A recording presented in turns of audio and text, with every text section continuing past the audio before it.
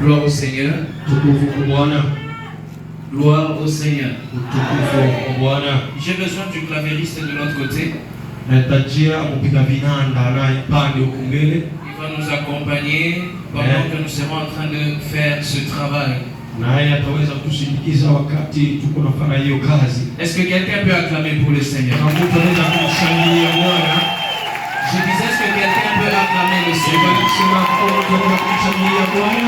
Les acclamations ne me convainquent pas encore. Tu n'es pas encore arrivé.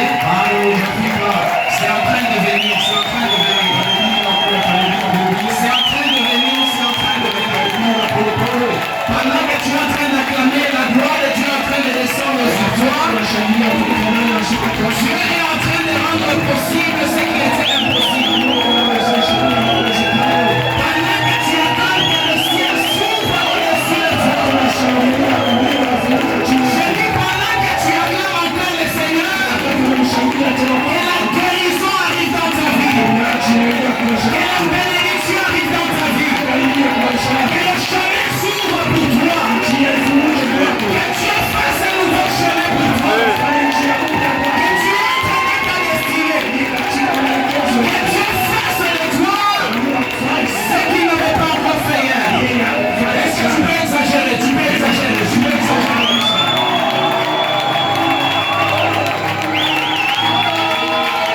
Il est vivant notre Dieu. Il y a une forte présence de Dieu ce matin. Je crois que tu allais dire amen. Il y a une forte présence de Dieu ce matin. Et je suis en accord avec le Saint-Esprit. Pour te dire que ce matin tu ne sortiras pas tel que tu es entré. Oh, est-ce que je parle à quelqu'un ce matin? J'ai dit tu ne sortiras pas de la même façon que tu es entré. S'il y avait des hommes qui te regardaient de bas, s'il y avait des hommes qui t'ont négligé, s'il y avait des hommes qui t'ont méprisé, mais ce matin Dieu change l'identité de quelqu'un. Ce matin Dieu change l'identité d'une famille. Si tu dis amen, qu'il en soit ainsi au long de Sanjola, Sanjola, Kunae, Kulusu. On peut chanter ensemble? Kunae, Aku. Oui, tu le fais bien. Atuma, Sanjola. Je t'entends pas, je t'entends pas. C'est là que c'est mal.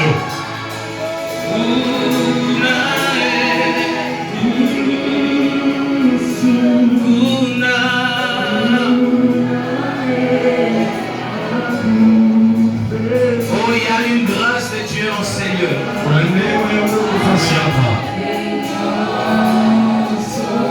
Vous savez, n'attendez pas le moment de la prière pour commencer à te concentrer.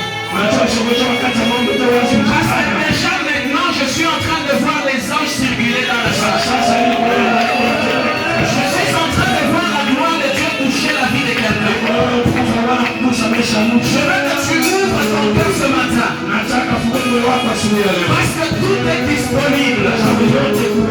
Sanjola, Sanjola, chantons.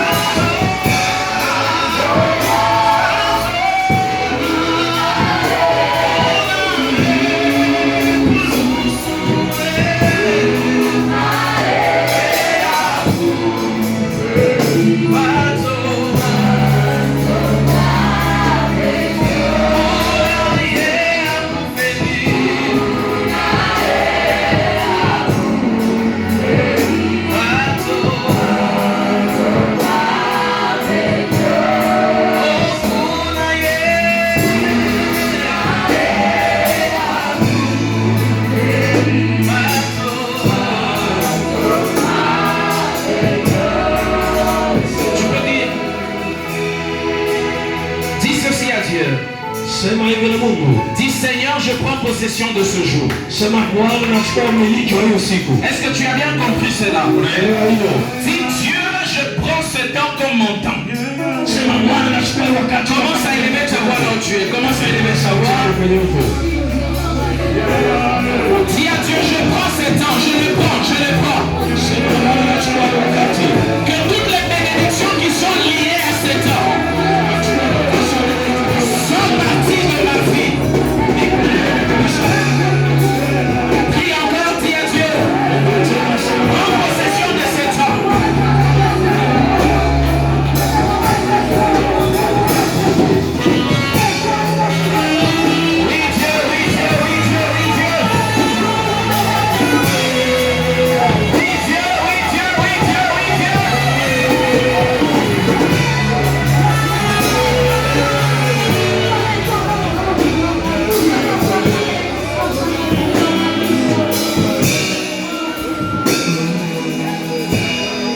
Gardons silence une minute.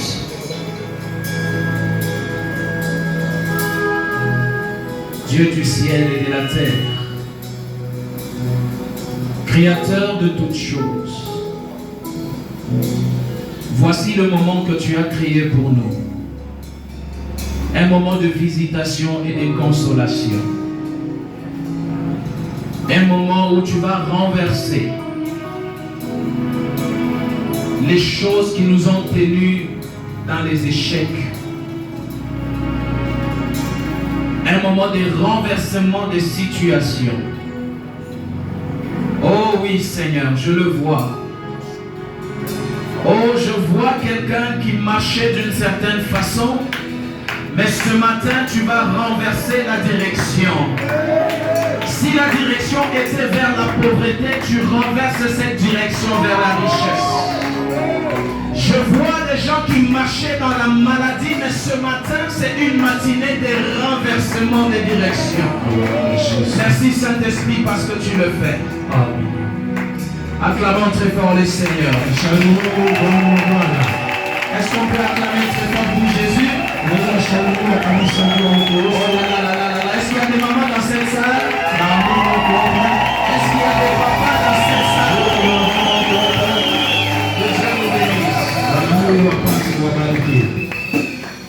Je dis merci au Seigneur Jésus.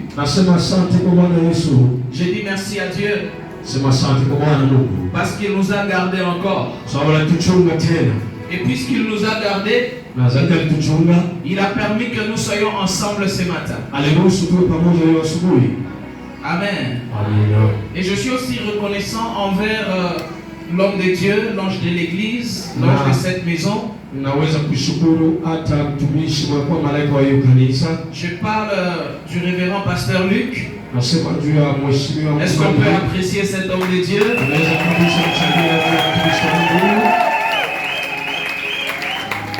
Il a témoigné son amour pour moi. C'est comme si on m'avait donné un coup dans les cœurs. Alors devant vous, j'aimerais lui dire aussi que je l'aime très fort. Alléluia. Je bénis aussi le Seigneur parce que je te vois. Tu es tout beau dans ta tenue.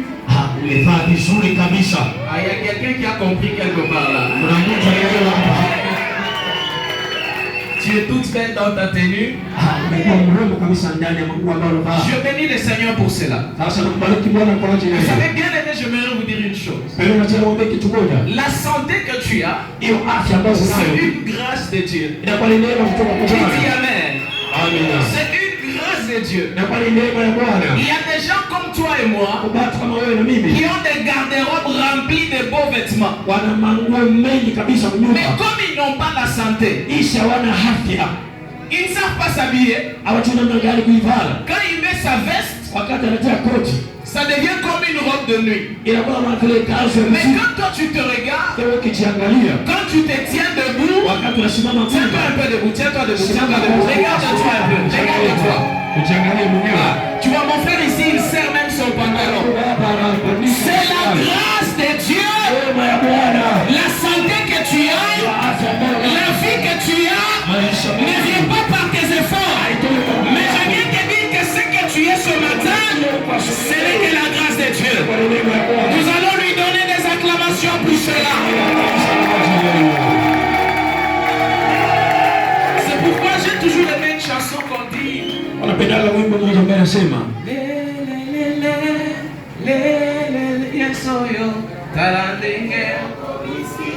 Ah, j'aime beaucoup cette chanson-là. Gloire à Jésus.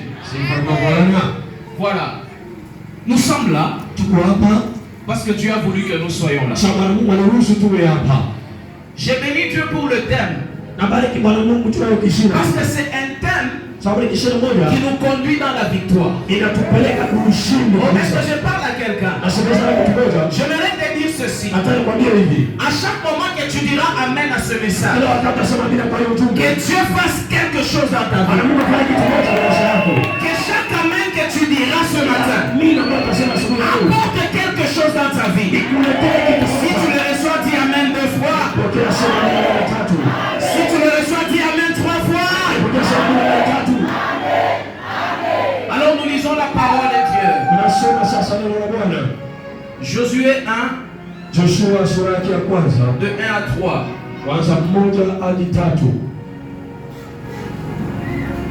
Josué chapitre 1, verset 1 à 3. La parole de Dieu dit ceci.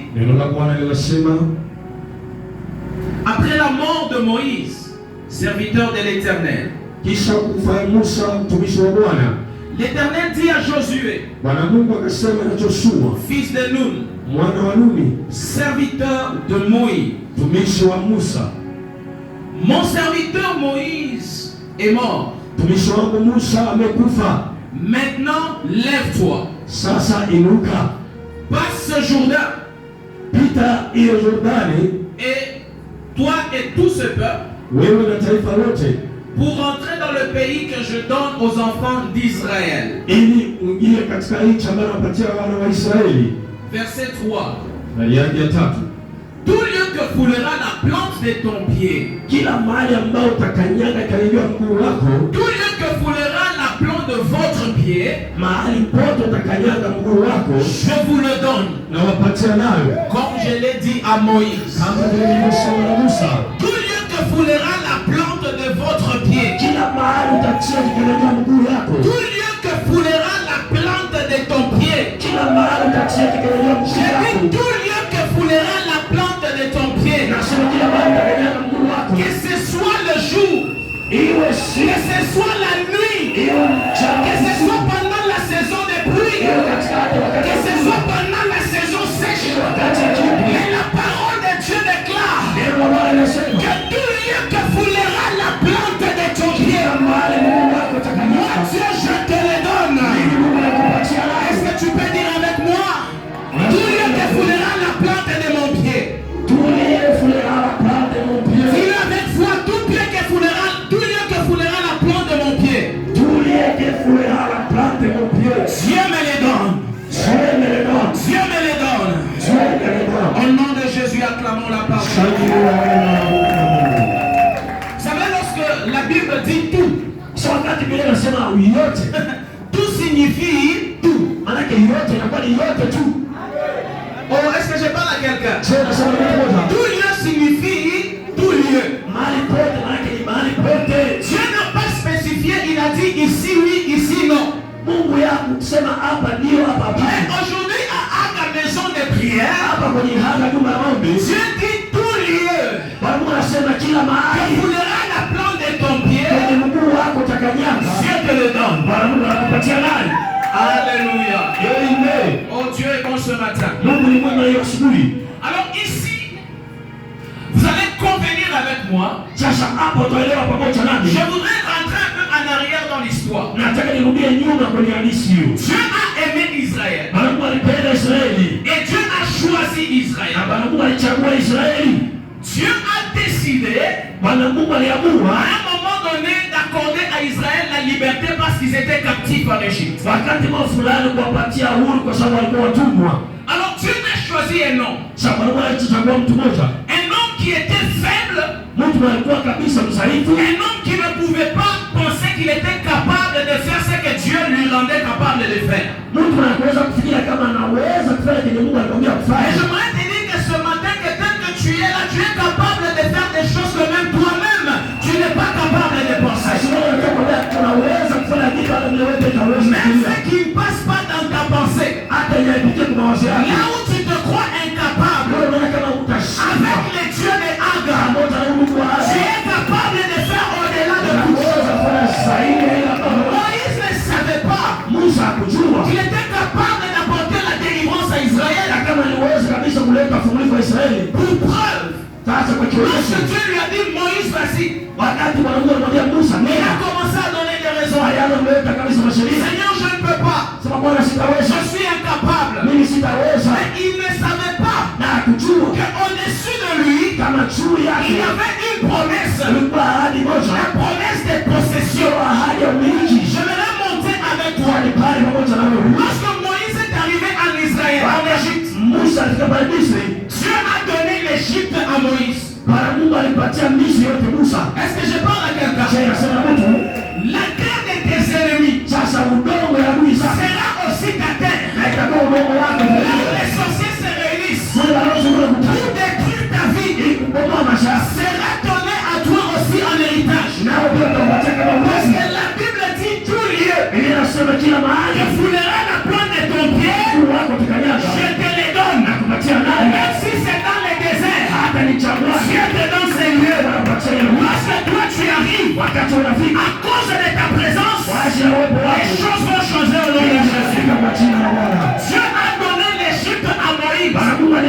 C'est pourquoi étant en Égypte, il y a des choses qui pouvaient obéir à Moïse et non aux Égyptiens. Est-ce que quelqu'un a compris? Tu vas dominer même là où tu ne dominais pas. Tu vas régner même là où tu n'étais pas appelé de régner. Si tu dis amen, qu'il en soit ainsi. Dieu a donné l'Égypte à Moïse. Et Moïse pouvait arriver, il commandait aux événements. Et les événements s'est passé. Mais lorsque Pharaon il a essayé de faire ce que Moïse avait fait, il était tombé en échec. Parce que tout lieu que Dieu te donne, tu le possèdes et tu imposes ton règne.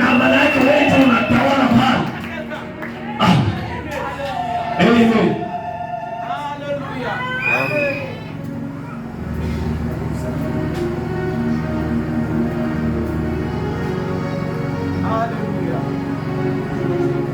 Jésus. Gloire au Seigneur. Les lieux que Dieu te donne, il ne te donne pas pour que vous puissiez régner à 2 ou à 3. Mais ce que Dieu te donne comme possession, tu es le seul à régner là-dessus. Tu es le seul à dominer là-dessus. Tu es le seul à t'imposer là-dessus. C'est pourquoi je viens prophétiser sur la vie de quelqu'un. Que dans les règnes que Dieu te donne, tu vas faire des choses que les autres ne peuvent pas faire. Alors Dieu a commencé à marcher avec Israël. Le moment est venu de sortir. Ils sont sortis. Ils ont commencé à marcher. Dieu a marché avec Israël dans les déserts. Dans les déserts. Oh, j'aime beaucoup cette parole. Parce que c'est une promesse qui accompagne tout celui qui est enfant de Dieu. Écoute que je te donne une révélation. Même les déserts, il n'était pas désert parce que Dieu avait donné le désert à Israël.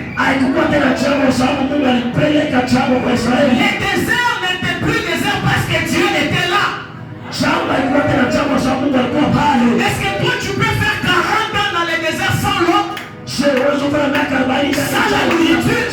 Mais dans les déserts d'Israël, comme Dieu avait déjà donné le désert à Israël, c'est pourquoi même la viande pouvait pleuvoir. C'est pourquoi l'eau pouvait sortir du rocher.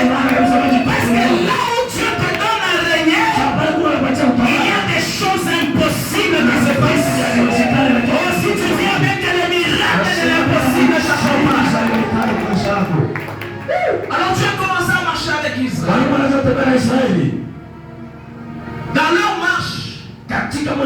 Ils sont arrivés à un endroit qu'on appelle la mer Rouge. Dis avec moi la mer Rouge. La mer Rouge. Quel défi! Sasa mambo kubwa gani hiyo? Bien-aimé, si Dieu est avec toi, Kama Mungu pamoja alors nawe, il est impossible que tu échoues. haiwezekani ushindwe. Est-ce que tu me comprends? Je, unaelewa? Si Dieu est avec toi, Kama Mungu yuko pamoja na wewe, tout ce qui était impossible yote haikuwa inawezekana, devient possible. inawezekana Parce que Dieu est avec toi. kwa sababu Mungu ni pamoja nawe. Partout. Anaweza yote, Partout. apoteza yote, Mais ne perds pas Dieu. lakini usimpoteze Mungu. Gloire au Seigneur. Sifa kwa Bwana. Ils arrivent devant la mer Rouge. Afika mbele ya bahari nyekundu. Quel défi! Mambo kubwa gani hiyo? Alors le puissant Moïse, Sasa huyu Musa, l'homme fort de Dieu, mtu wa Mungu kabisa, il se tient devant la mer. anasimama mbele ya bahari. Et ici, qu'est-ce que le Saint-Esprit me dit? Sema hapa hiyo Que mtanifahamu. même la mer, Sasa hata elle bahari était aussi tournée à Moïse. sasa nayo wanampatia nayo Musa. Yes. Même la mer, Hata bahari elle était aussi donnée à nayo Moïse. wanampatia Parce Musa. que le pouvoir qu'avait Moïse Mamlaka ilikuwa était au-dessus de la mer. ilikuwa juu ya bahari. Qui est cette personne Sasa Mungu gani? devant qui la mer a scellé le chemin? Bahari hata bahari na Si Dieu n'est pas avec lui, kama Mungu haiko pamoja nawe, partout, poteza mais yote, ne perds pas Dieu. lakini usimpoteze Mungu. Alors Moïse arrive devant la mer. Sasa Musa anafika mbele ya bahari nyekundu, Il implore le Seigneur. anamlilia Bwana Pendant que les gens s'agitaient, wakati watu walikuwa pendant wanatikisika, que les gens se lamentaient, watu walikuwa wananung'unika, pendant que les gens disaient Moïse, watu wanasema Musa, où est-ce que tu nous as menés? tufanye nini Tu nous sasa? as menés à la mort. Hatupeleka kifo. Mais Moïse était calme Lakini Musa alikuwa parce qu'il kiasi, savait que Dieu watu kama Mungu était avec lui. alikuwa pamoja naye. Dis avec moi au nom de Jésus. Sois avec moi Dieu. Sois avec moi Dieu. Dans les temps et les circonstances. Dans le temps et les circonstances, Sois avec moi. sois avec moi. Si Dieu est avec toi, Kama Mungu pamoja nawe, même ta personne là, hata mtu wako tu es un miracle. unakuwa muujiza tu. Ah, j'aimerais que quelqu'un allait dire Amen. Si tu dis Amen, sois un miracle au nom de Jésus. Si tu dis Amen très fort, sois un miracle ce matin. Alors le grand Moïse arrive. Sasa mkubwa Musa akafika, Il parle à Dieu. anasema na Bwana Mungu. Dieu lui dit Moïse, Akamwambia Musa, qu'est-ce que tu as entre tes mains? una nini mkononi mwako? Il dit j'ai la verge. Asema ni kwenye bakora hii. Il dit étends ta main. Sinyosha mkono wako. Fends-la. Sasa uivunje maji. Fends-la. Vunja hii bahari. Fends-la. Vunja bahari. Écoute que je te dise. Sasa nikwambie, Le pouvoir, mamlaka Dieu te l'a déjà donné. Mungu ashakupatia nayo. Aïe, aïe, aïe. Il n'y a pas quelqu'un qui a le pouvoir ici. Hakuna mtu ana mamlaka hapa. Le pouvoir, Mamlaka Dieu t'a déjà donné. Bwana Mungu ashakupatia C'est nayo. pourquoi il dit dans la parole, Kwa maana anasema tena, ne savez-vous pas amjue que vous êtes des dieux? kama nini wa C'est Mungu. pendant vous mourrez comme des hommes. C'est parce que vous ne connaissez pas votre identité. Kwa sababu wote Je kitabuni vais chake. défendre quelqu'un ce matin. Pour dire que tu n'es pas n'importe qui. Tu es un Dieu. Tu es un miracle. Tu es un puissant. Tu es un élu. Tu n'es pas n'importe qui. Viens avec moi au nom de Jésus. Je ne suis pas n'importe qui. Pendant que tu le dis, même les sorciers entendent. Ah, dis encore au nom de Jésus. Je ne suis pas n'importe qui. Qui est celui qui peut tenir ta vie? Qui commence à jouer avec? Il est né de qui? Et il vient d'où? Comment il s'appelle même?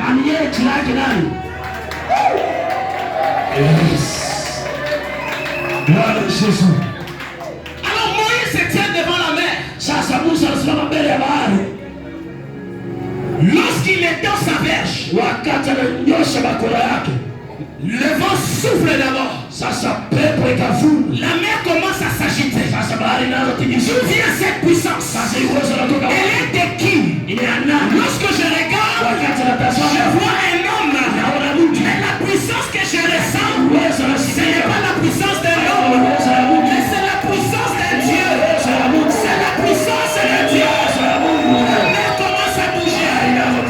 mer commence à s'agiter. Oh, que le monde des ténèbres s'agite devant toi. Que le monde des ténèbres s'agite devant toi. Et qu'il prenne la fuite au nom de Jésus. Alors la mer, cède le passage. Alléluia. Dis avec moi au nom de Jésus. Dis au nom de Jésus. Toi maladie. Cède la place. Toi échec. Cède la place. Si j'étais toi, j'allais même me tenir debout. Parce que ici ce n'est pas de la blague.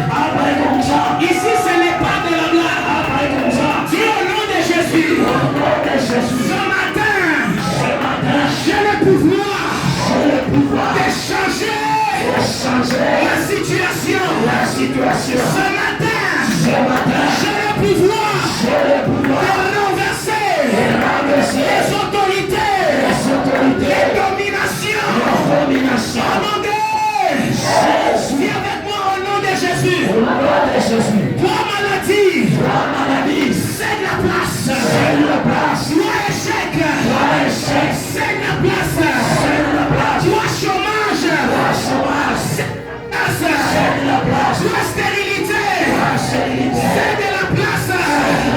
Toi humiliation, cède la place. Toi pauvreté, cède la place.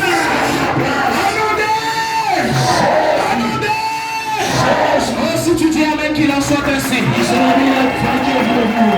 dis si tu dis amen, qu'il en soit ainsi. Pendant que tu dis amen, il y a un miracle qui se passe dans la salle. Il y a quelqu'un qui est venu ici malade. Mais je te dis, quand tu sortiras de cette porte, tu ne seras plus malade au nom de Jésus. Je dis, tu ne seras plus malade au nom de Jésus. Je vais même aller très loin.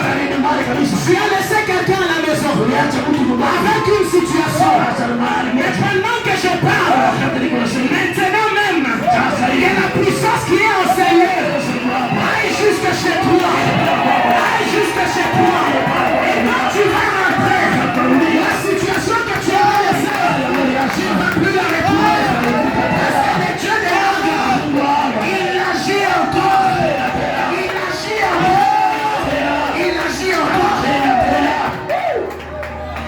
Si tu dis amen, qu'il en soit ainsi.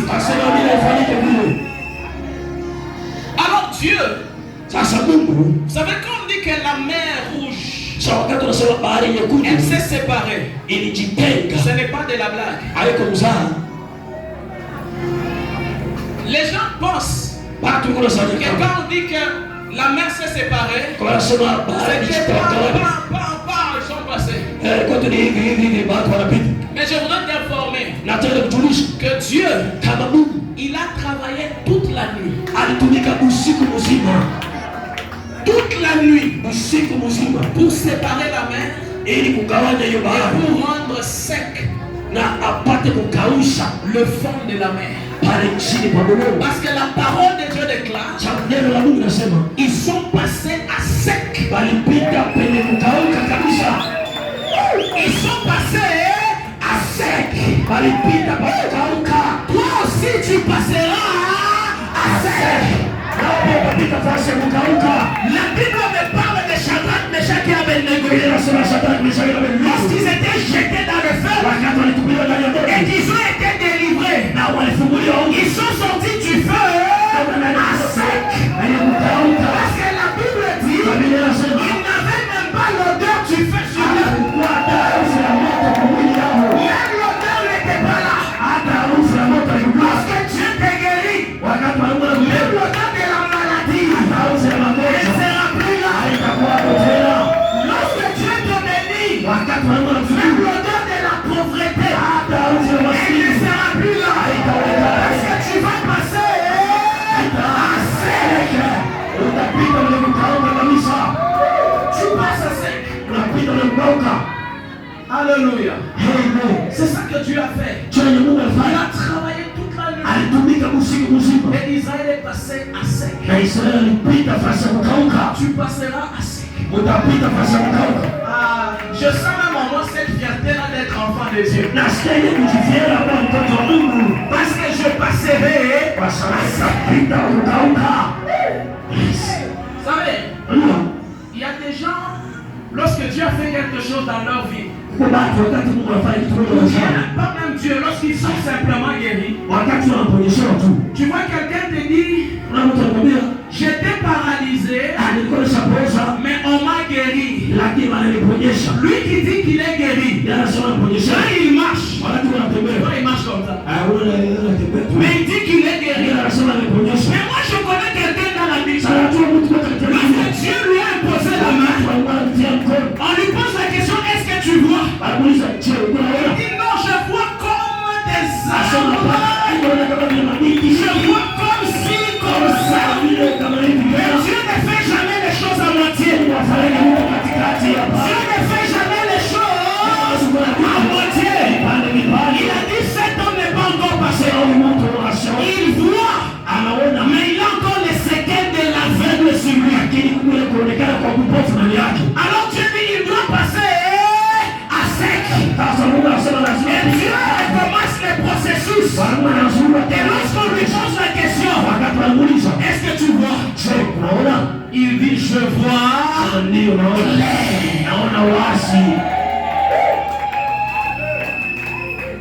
Alléluia. Vous savez qui est le plus grand? Qui est le plus grand? Parmi le peuple d'Israël, c'est Moïse. Parce que c'est lui que Dieu a utilisé pour délivrer le peuple. Moïse, c'est lui qui gouvernait le peuple. Si on veut parler dans notre terme de séjour, on allait dire que Moïse, pendant ce temps, il était le président du peuple d'Israël. Je vais ouvrir une parenthèse. Alléluia. Est-ce qu'on est ensemble? Est-ce qu'on est ensemble? Je vais ouvrir une parenthèse. Quand je dis que Moïse était le plus grand, c'est parce que Dieu dirigeait le peuple d'Israël par Moïse. J'aimerais ici ma parenthèse que je suis en train d'ouvrir, je voudrais vous parler des hommes de Dieu. Papa, j'ai toujours été contre les hommes de Dieu qui disent au peuple que nous sommes vos esclaves. Nous sommes vos serviteurs.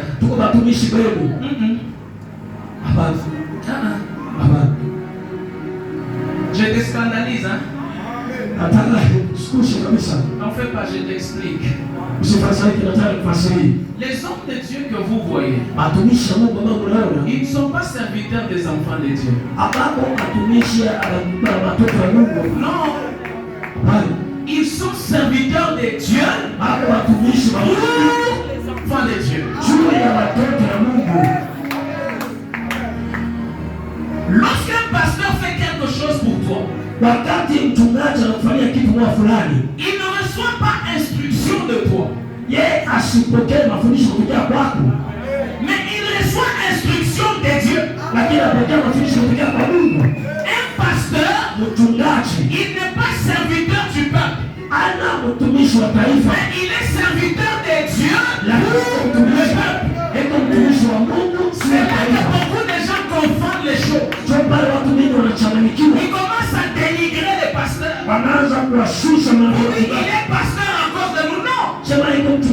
Il est pasteur à cause de Dieu. Dis avec moi organigramme. Est-ce que vous savez que Dieu aussi a un organigramme? Vous entrez dans une société, vous avez directeur général, directeur financier, manager, superintendant, jusqu'aux exécutants. Dieu aussi a son organigramme. Comment est l'organigramme de Dieu? Il y a Dieu, le pasteur, le peuple. Vous comprenez? Il y a Dieu, Mungu iko pale, le pasteur, mchungaji anakuwa, le peuple. Faites très attention, ne dénigrez jamais un homme de Dieu. Ne méprisez jamais un homme de Dieu. Alors, Dieu qui est au-dessus, il est en contact avec. Je vais bien vous expliquer, j'ai besoin de 3 personnes. Je vais venir rapidement, il ne reste pas beaucoup de temps. Ça va vite, hein? Vous voyez comment même les jours passent vite. Jésus a envie de venir.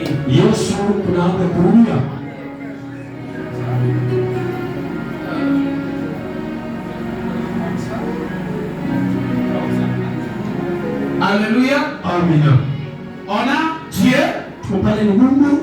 Ok. On a les pasteurs. On a le peuple de Dieu. Ça, c'est ça l'organigramme de Dieu. Dieu, il a tant aimé le monde.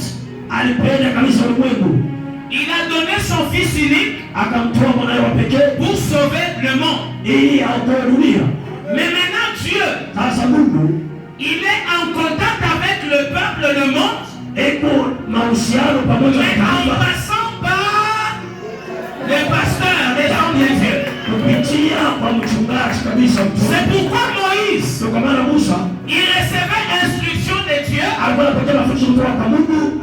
il dit au peuple d'écouter Dieu a dit. Un jour, le peuple a dit à Moïse, toi tu as fait des trop sorts. Maintenant c'est nous-mêmes avec Dieu. Le peuple est parti vers Dieu. Ça n'avait pas traîné. Ils sont descendus de la montagne en fuyant. Ils n'ont pas supporté. Parce que le combat du pasteur, ce ne sont pas les combats du peuple. Est-ce que je peux dire quelqu'un? C'est pourquoi Moïse, il était le plus grand. Parce que ce que Moïse connaissait, le peuple ne le connaissait pas. C'est pourquoi je te donne un secret. Lorsque tu pries pour l'homme de Dieu, Dieu te bénit. Lorsque tu soutiens un homme de Dieu, Dieu avec tes biens, Dieu, il te bénit.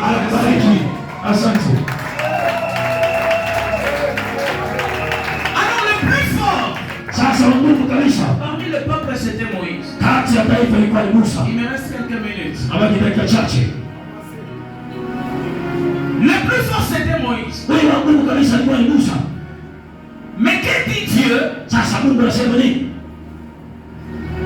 Dieu lui dit, Moïse, écoute. Avant que je dise ceci, j'aimerais te dire que dans l'histoire d'Israël, il y a 2 événements majeurs de traversée. Il y a la mer Rouge, il y a aussi le Jourdain.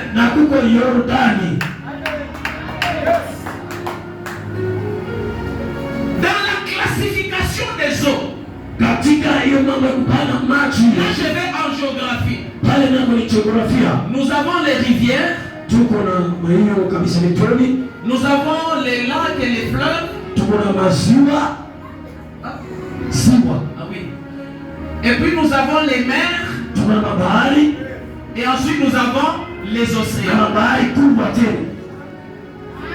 Vous allez comprendre que la mer, elle est plus grande que les fleuves. Parce que le Jourdain, ce n'est pas une mer, mais c'est un fleuve. Alors le puissant Moïse, il a traversé la mer. Mais le Jourdain, il n'a pas pu traverser.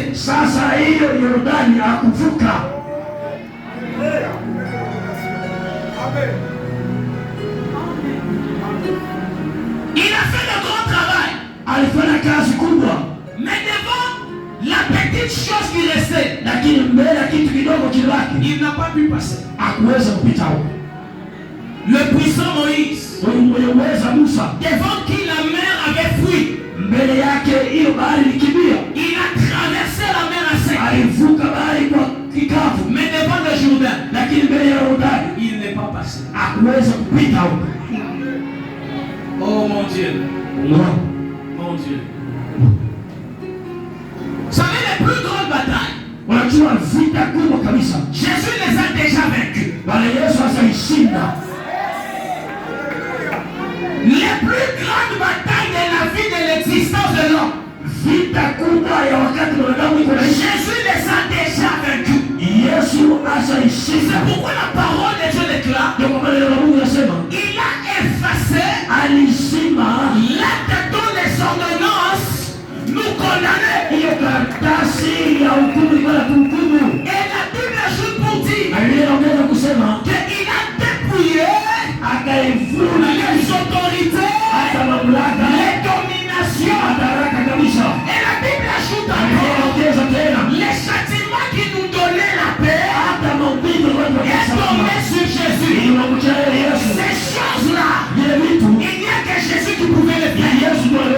Maintenant, la Bible dit, les jours où Jésus est mort, le voile du temple s'est déchiré. La mer s'est aussi déchirée. C'est ça les grands combats que Jésus a déjà gagnés. Mais ce qui reste devant toi, c'est le Jourdain. Parce que la mer, elle a déjà été fendue. Maintenant, il reste que le Jourdain. Et maintenant, c'est ce Jourdain-là qui est le problème de l'homme.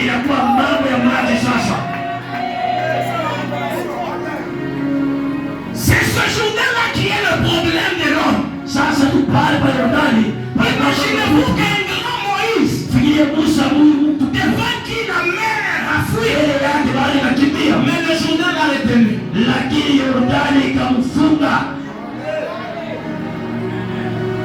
5 minutes. Le Jourdain, il constitue l'obstacle de beaucoup d'enfants de Dieu. Jésus a déjà fait le travail. Le grand travail, il l'a déjà fait. Il nous a donné la délivrance. Il nous a donné le salut. Il nous a donné la consolation. Mais l'homme meurt pour les petites choses. C'est une honte, hein?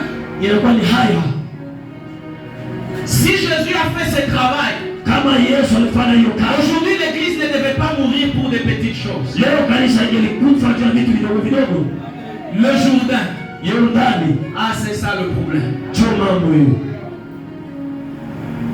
Et ce Jourdain-là, il constitue l'obstacle de beaucoup d'hommes de Dieu. Beaucoup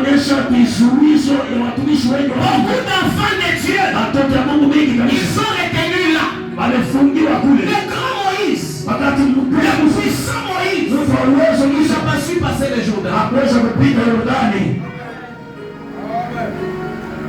Quand je regarde à côté de Moïse, je vois Élie, limité aussi par le Jourdain.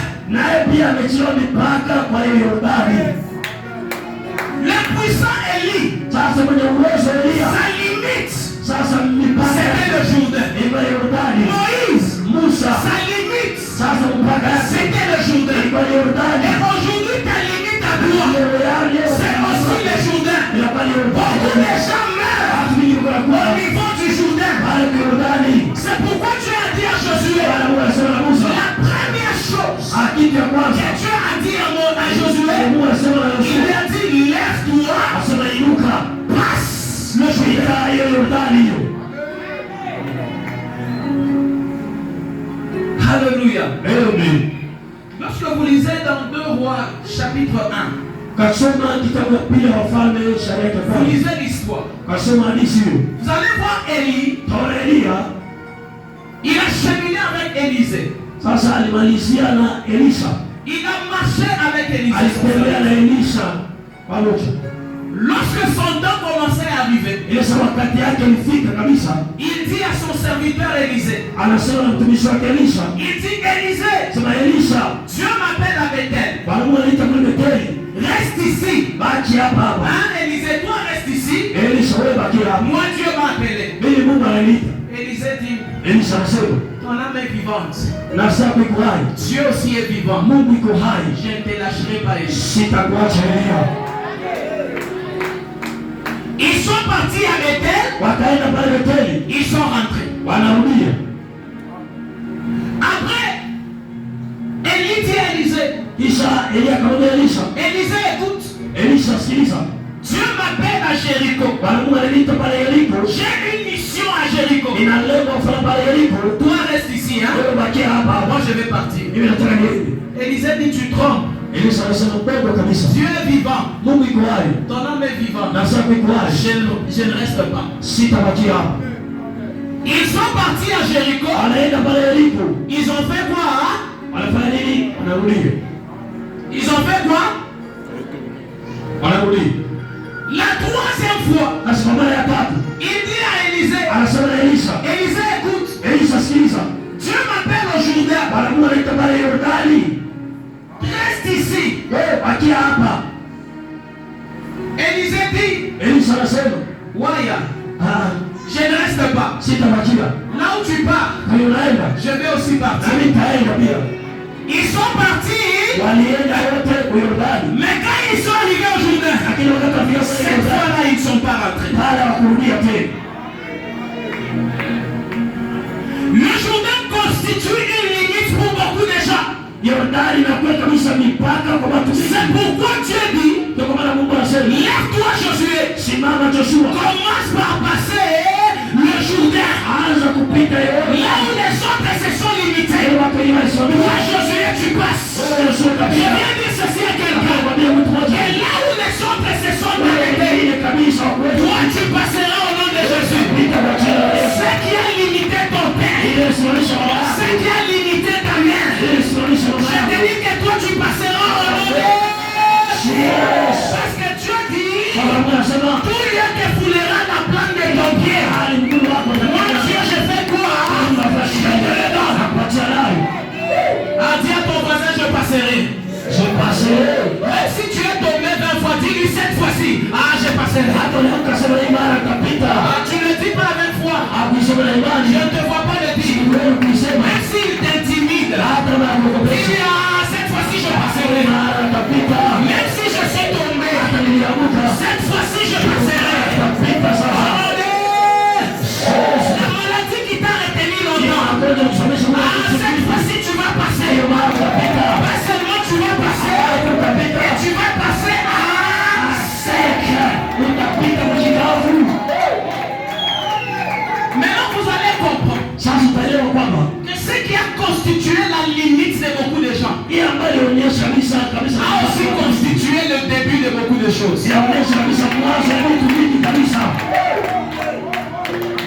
Ce qui a constitué la fin de Moïse Ile inaonyesha kabisa mwisho a kabisa. constitué le début de Josué. Inaonyesha mwanzo wa Joshua.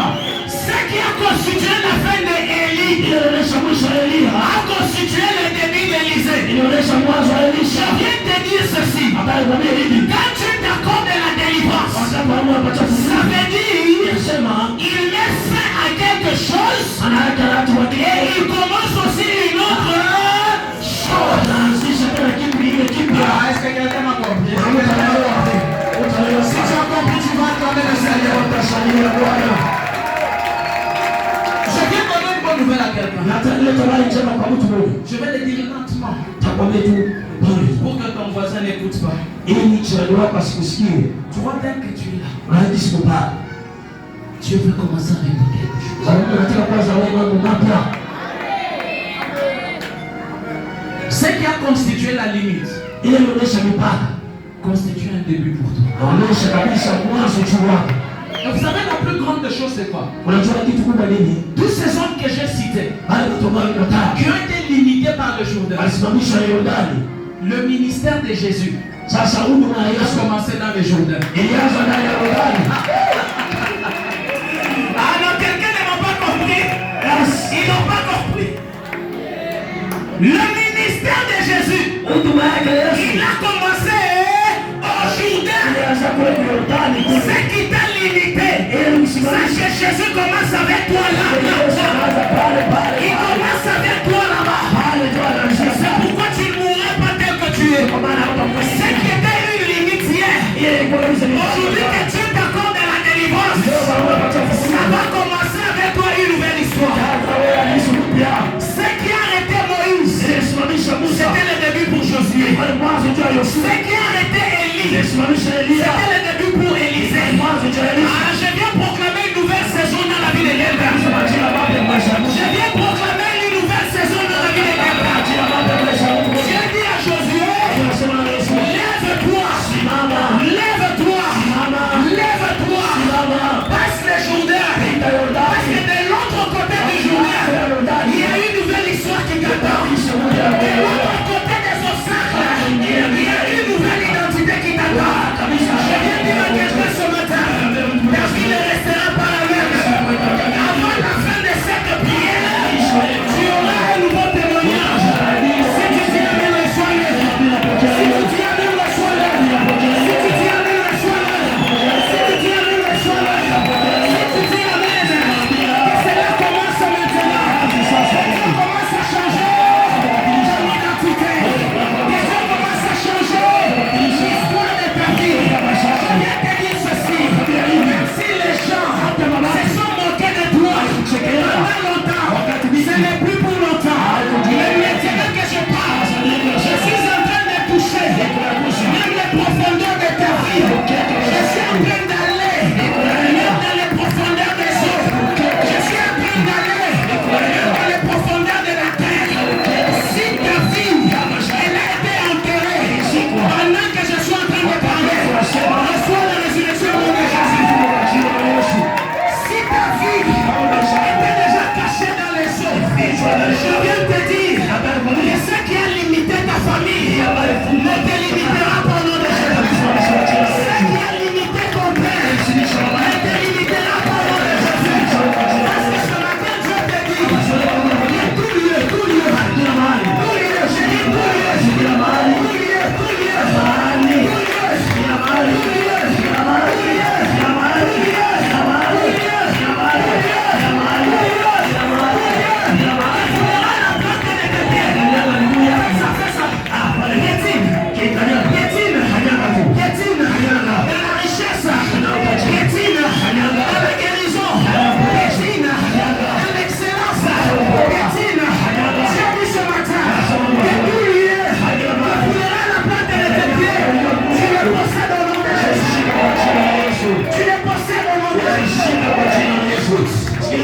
Je finis par ceci.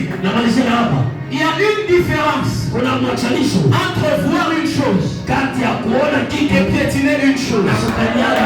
Ce que tu vois, tu peux ou ne pas le posséder. Mais ce que tu piétines, tu as le pouvoir de le posséder. Tu as le pouvoir de le posséder. Tu as le pouvoir de le posséder. Et ce matin, Dieu te dit, tout lieu que foulera la plante de ton pied. Moi Dieu, je fais quoi?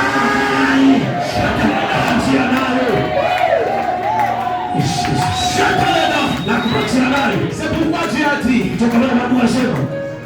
Josué, lève-toi. Et ce matin, je viens dire à Aga, lève-toi. Aga, lève-toi. Le pouvoir, Dieu te l'a déjà donné.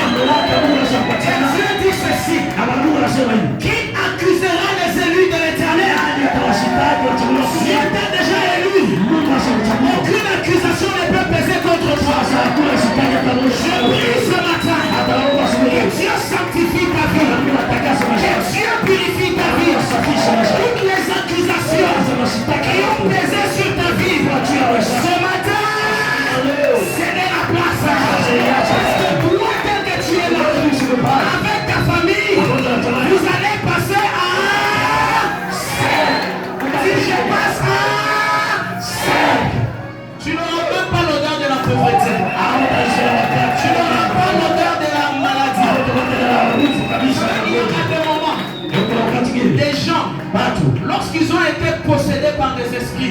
Même quand il passe quelque part, vous sentez qu'il y a quelque chose qui ne va pas. Mais je te dis ce matin, même l'odeur d'un esprit mauvais ne va pas rester sur toi. Et pendant que je parle, ils sont en train de libérer la salle. Ils sont en train de libérer la salle. Ils sont en train de libérer la salle. Tout esprit des ténèbres, de la même façon que tu entends ma voix, ils sont en train de libérer la salle. Ils sont en train de libérer ta vie.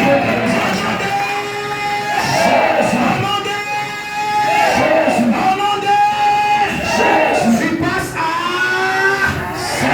Que le Seigneur bénisse sa parole.